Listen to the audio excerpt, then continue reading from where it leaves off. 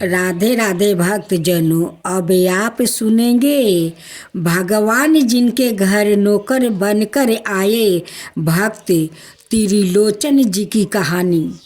भक्त त्रिलोचन जी की संत सेवा में भी बहुत निष्ठा थी।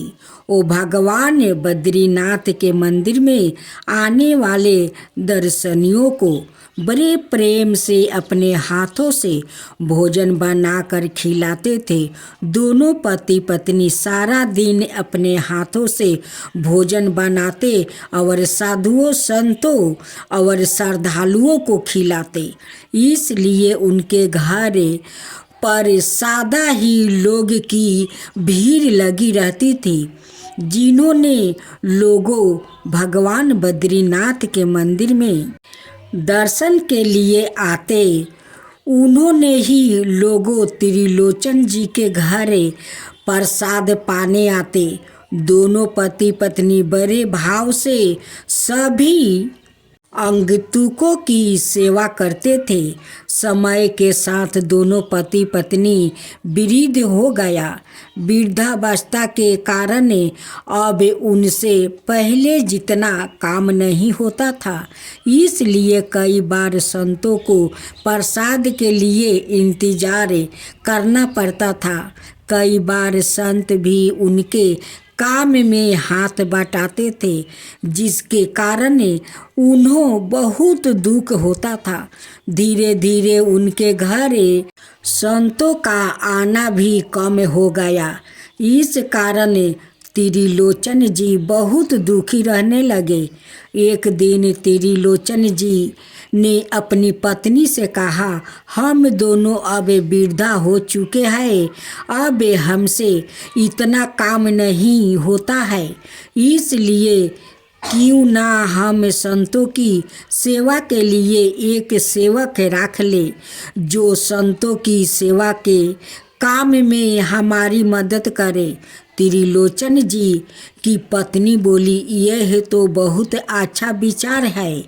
अगर सेवक आ जाएगा तो हम पहले की ही तरह संत सेवा कर पाएंगे, लेकिन सेवक ऐसा होना चाहिए जो मन लगाकर साधुओं की सेवा करे।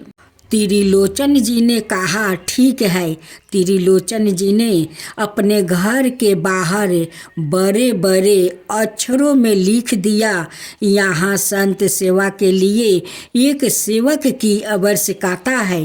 कोई सेवा भाव व्याकृत भीतर आकर संपर्क करे। भगवान बद्रीनाथ श्री कृष्णा से त्रिलोचन जी का यह कष्ट देखा नहीं गया। अगले दिन सवाए भगवान बद्रीनाथ एक किशोर बालक का रूप बनाकर उनके घर आ गया। उस समय त्रिलोचन जी भगवान के ध्यान में बैठे थे। किशोर बालक त्रिलोचन जी को प्रणाम करके बोला, साहेब जी, आपको सेवक की आवश्यकता है। मैं आपके यहाँ सेवक बनकर काम करने के लिए तैयार हूँ। त्रिलोचन जी और उनकी पत्नी ने देखा, एक बड़ा ही सुंदर 15-16 बरस की आयु का एक किशोर बालक उनके सामने खड़ा था। उसने टूटी हुई चप्पल और फटे पुराने वस्तु पहने थे। त्रिलोचन जी ने पूछा, बेटा तुम्हारा नाम क्या है और तुम्हारे घर में कौन कौन है? बालक ने बताया, मेरा नाम अंतर्यामी है और मैं अकेला ही हूँ, मेरा कोई नहीं। यह सुनकर त्रिलोचन जी और उनकी पत्नी को उस बालक पर बहुत दया आई। त्रिलोचन जी ने उससे पूछा, बेटा तुम क्या काम करना चाहते हो? वो बालक बोला, साहेब जी, मैं घर के सभी काम कर लेता हूँ। त्रिलोचन जी बोले, हमारे घर में प्रतिदिन सैकड़ों लोगों का भोजन बनाता है, क्या तुम रोज इतना लोगों का भोजन बना सकते हो? वो बालक बोला, साहेब आप बिल्कुल निश्चिंत रहिए, भोजन बनाने में तो मुझे विशेष साक्षात प्राप्ति है। सैकड़ों लोगों का भोजन बनाना तो मेरे बाएं हाथ का काम है। मैं तो भोजन बनाने के साथ साथ आपके घर झाड़ू बर्तन और साफ सफाई भी कर दिया करूँगा। यह सुनकर त्रिलोचन जी बहुत प्रसन्न हुए। उन्होंने सोचा, यह तो हमें बहुत अच्छा सेवक मिला है।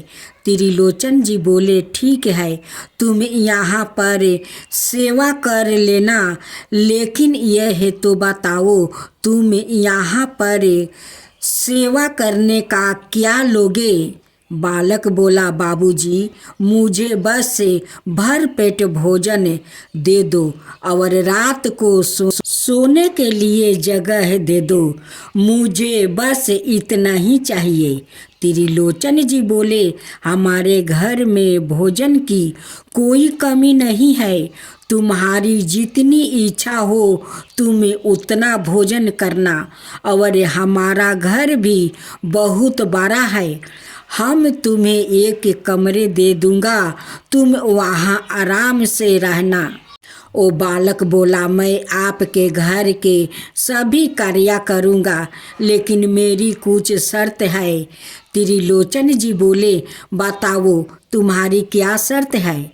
बालक बोला, मैं सभी के लिए भोजन बनाऊँगा, लेकिन मेरे लिए आपको भोजन बनाना होगा, क्योंकि मैं अपने हाथों से बना भोजन ग्रहण नहीं करता।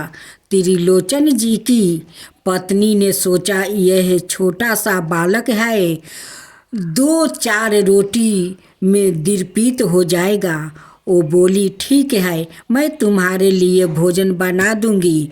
वो बालक बोला, मेरी दूसरी शर्त है, मैं कितना भी भोजन करूं, मुझे कभी यह मत कहना कि तुम इतना क्यों खाते हो। त्रिलोचन जी बोले, तुम भर पेट 4-5 रोटी खा लेना, हम तुम्हें कभी नहीं टोकेंगे।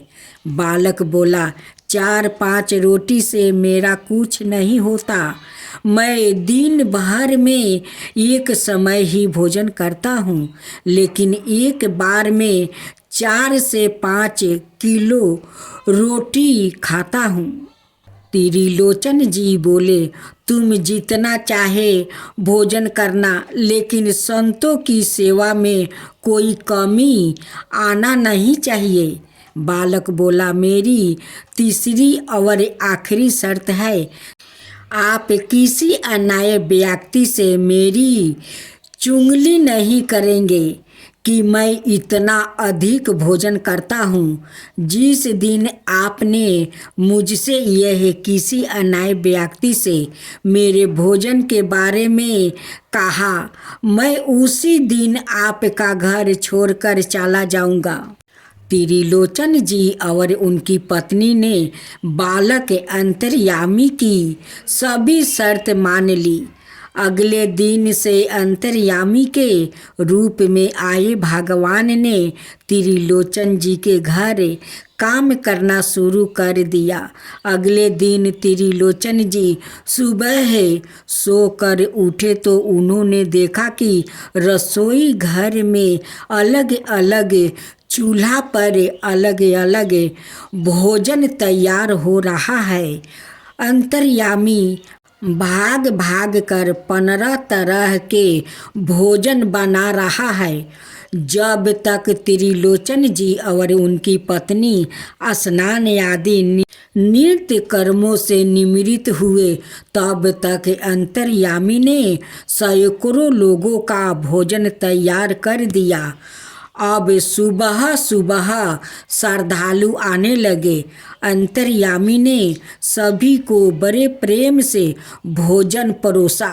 त्रिलोचन जी अंतर्यामी की इस कार्य में मदद करना चाहते थे, लेकिन अंतर्यामी ने उन्हें कोई काम नहीं करने दिया।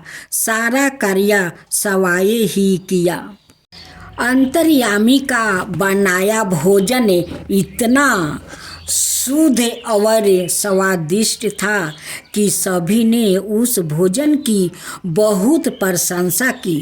भोजन करने वालों पेट तो भर जाता, लेकिन भोजन करने की इच्छा खत्म नहीं होती।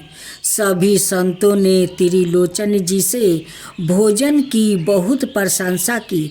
संत बोले, त्रिलोचन जी, आपके यहाँ हमने बहुत बार भोजन किया है, लेकिन ऐसा स्वादिष्ट भोजन हमने कभी नहीं खाया। आपके सेवक अंतर्यामी ने तो कमाल ही कर दिया है। त्रिलोचन जी और उनकी पत्नी बहुत खुश थे। वो दोनों बैठे बैठे देख रहे थे कि उनका सेवक कैसे सभी काम बड़ी स्वच्छता से कर रहा है। सैकड़ों लोगों को भोजन परोस रहा है, उनके बर्तन साफ कर रहा है, संतों के चरणों दबा रहा है, उनकी सेवा कर रहा है। अंतर्यामी ने दिन भर आने वाले सैकड़ों लोगों को बड़े प्रेम से भोजन कराया और बड़े प्रेम से सबकी सेवा की। शाम के समय सभी काम निपटा कर अंतर्यामी ने त्रिलोचन जी की पत्नी से कहा, मैया, अब मुझे भी भोजन खिला दो, मुझे बहुत भूख लग रही है। त्रिलोचन जी की पत्नी अंतर्यामी के काम से बहुत प्रसन्न थी। वो बोली, हाँ बेटा, तू बैठ जा, मैं अभी तेरे लिए भोजन बनाती हूँ। त्रिलोचन जी की पत्नी ने सोचा, छोटा सा बालक कितना भोजन करेगा, अगर थोड़ा अधिक भी खाएगा तो 5 लोग जितने खाते हैं उतना भोजन बना लेती हूँ। उन्होंने 5 लोग भर पेट भोजन कर सके उतना भोजन बनाकर अंतर्यामी को भोजन करने के लिए बैठाया। सवाए भगवान जो अंतर्यामी के रूप में आए थे, उन्होंने कुछ ही देर में सारा भोजन खा लिया और बोले, मैया, मुझे और भोजन चाहिए। त्रिलोचन जी की पत्नी आश्चर्यचकित रह गई। इतने छोटे से बालक ने 5 लोग के बराबर भोजन खा लिया और अभी भी इसकी भूख शांत नहीं हुआ। अंतर्यामी के लिए 5 और लोग का भोजन बनाया गया, लेकिन उससे भी उसकी भूख शांत नहीं हुई। इस प्रकार अंतर्यामी के लिए बार बार भोजन बनाया गया और अंत 50 लोग के बराबर भोजन करके अंतर्यामी की भूख शांत हुई। इस तरह इतना सारा भोजन बनाते बनाते त्रिलोचन जी की पत्नी परेशान हो गई। अब यह उनका नृत्य का नियम हो गया। अंतर्यामी भगवान दिन भर सारे काम करते, संतों को प्रेम से भोजन कराते, उनकी सेवा करते और शाम को त्रिलोचन जी की पत्नी के हाथों से बाना भोजन ग्रहण करते। अब तो त्रिलोचन जी के घर आने वाले संतों और श्रद्धालुओं की संख्याएँ भी बढ़ने लगी। अंतर्यामी इतना स्वादिष्ट भोजन बनाता था जिसकी सभी प्रशंसा करते थे। त्रिलोचन जी के घर के भोजन की चर्चा दूर दूर तक होने लगी, जिससे और अधिक संत और श्रद्धालु आने लगे। सभी संत प्रसन्न होकर त्रिलोचन जी को आशीर्वाद देकर जाते थे। अब त्रिलोचन जी को कोई परिश्रम नहीं करना पड़ता था। उनके पास कोई काम ना होने के कारण उनके पास समय भी बहुत था, इसलिए वो अपना सारा दिन भगवान के भजन गाने में बिताने लगे। त्रिलोचन जी के घर में दिन भर भगवान के भजन गाया जाने लगा और सत्संग होने लगा, जिससे उनके घर और अधिक संत आने लगे। त्रिलोचन जी के घर प्रतिदिन उत्साह जैसा माहौल रहने लगा। सब जगह त्रिलोचन जी की जय जयकारा होने लगी। इसी प्रकार 13 महीने का समय बीत गया। एक दिन त्रिलोचन जी की पत्नी पड़ोस में गई महिलाओं की आपस में बातचीत होने लगी। एक महिला ने त्रिलोचन जी की पत्नी से कहा, जब से अंतर्यामी आया है आपके घर में तो बड़ी खुशहाली आ गई है। और त्रिलोचन जी की तो रंगत ही बदल गई है। उनके चेहरे पर बड़ा तेज आ गया है। उनकी सेहत भी पहले से बहुत अच्छी हो गई है। लेकिन आप तो पहले भी दुबली थी और अभी भी दुबली हो। आपकी सेहत में कोई सुधार क्यों नहीं आया?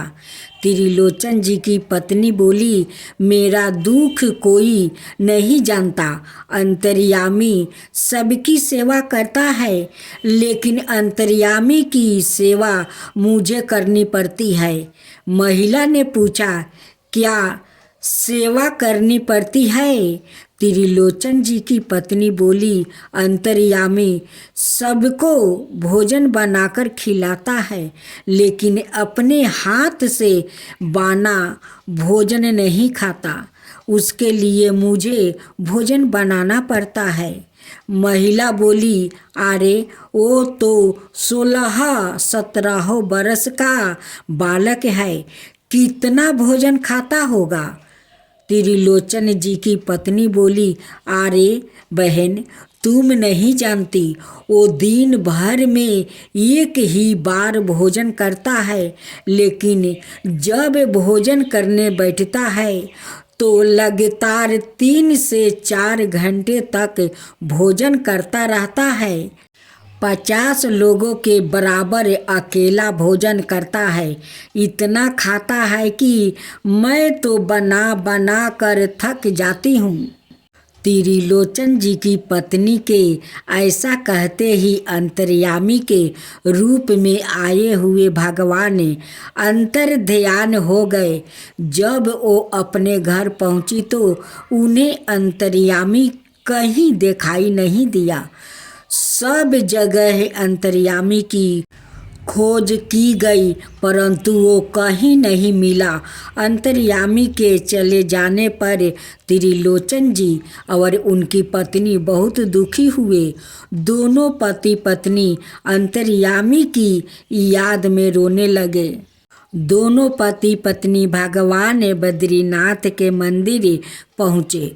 दोनों ने भगवान से विनती की, हे प्रभु, आपने हमें संतान नहीं दी, उसका हमें कोई दुख नहीं, लेकिन एक सेवक हमारे जीवन में आया था। उसके आने से हमारे घर में संतों की सेवा होने लगी, भजन कीर्तन होने लगा। वो सेवक पुत्रा के समान ही हमारी सेवा किया करता था। कृपा करके उस सेवक को हमारे घर वापस भेज दे। ऐसा कहकर दोनों पति पत्नी आंखों से आंसू बहाने लगे। तभी उन दोनों को अंतर्यामी की आवाज़ सुनाई दी, साहेब जी, मैं यहाँ हूँ। दोनों ने आंखें खोली तो उन्होंने पाया यह आवाज़ भगवान बद्रीनाथ की मूर्ति से आ रही थी। भगवान बद्रीनाथ बोले, आप दोनों ने जीवन भर साधु संतों और मंदिर में आने वाले श्रद्धालुओं की सेवा की है, इसलिए आप पर प्रसन्न होकर मैं सवाए अंतर्यामी का रूप में लेकर इस कार्य में आपकी सहायता करने आया था। यदि आप चाहोगे तो मैं फिर से आपकी सहायता करने आ जाऊंगा। इतना सुनकर त्रिलोचन जी और अधिक विलाप करने लगे। वो बोले, हे प्रभु, हम जैसे दुष्ट प्राणियों के घर आप नौकर बनकर आए। आपने हमारी सेवा की, हमारे लिए भोजन पकाया, हमारे बर्तन धोआ। हे प्रभु, हम आपको पहचान नहीं पाए। आपसे सेवा करवा कर हमसे बहुत बड़ा पाप हो गया है। भगवान बोले, आपसे कोई पाप नहीं हुआ है। हम सवाए आपकी भक्ति से प्रसन्न होकर आपकी सहायता करने आया था। अब आप दोनों शोक रहित होकर अपने घर जाइए। शीघ्र ही आप दोनों मुक्ति होकर हमारे परम धाम में हमारा वैकुंठ प्राप्ति करेंगे। जय शिवा ओमकारा, प्रभु हरे शिवा ओमकारा। ब्रह्मा विष्णु सदा शिव अर्धंगिनी धारा। ओम जय शिवा ओमकारा। एकानन चतुरानन पंचानन राजे। शिव पंचानन राजे। हंसासन गरुड़ासन विषवाहन साजे। ओम जय शिवा ओमकारा। दो भुज चार चतुर भुज दस भुज अति सोहे। तीनों रूप निरखता त्रिभुवन जन मोहे। ओम जय शिवा ओमकारा। अक्षर माला बने माला मंगी माला तारी। चंदन मृग मद सोहे बोले सुभिकारी। ओम जय शिवा ओमकारा। श्वेतांबर पीतांबर गंबर अंगे। सनकादिक बरे मादिकी भूतादिकी संगे। ओम जय शिवा ओमकारा। करके मध्यम कमंडल चक्र त्रिशूल धरता। जग करता जग भरता जग पालन करता। ओम जय शिवा ओमकारा। ब्रह्मा विष्णु सदा शिव जानते अविवेका। प्राण बचर के मध्यम यह तीनों एका। ओम जय शिवा ओमकारा। तिरगुण शिव जी के आरती जो कोई नर गावे। शिवा जो कोई नर गावे। कहत शिवानंद स्वामी मन भजत शिवानंद स्वामी। मन वांछित फल पावे। ओम जय शिवा ओमकारा। जय शिवा ओमकारा।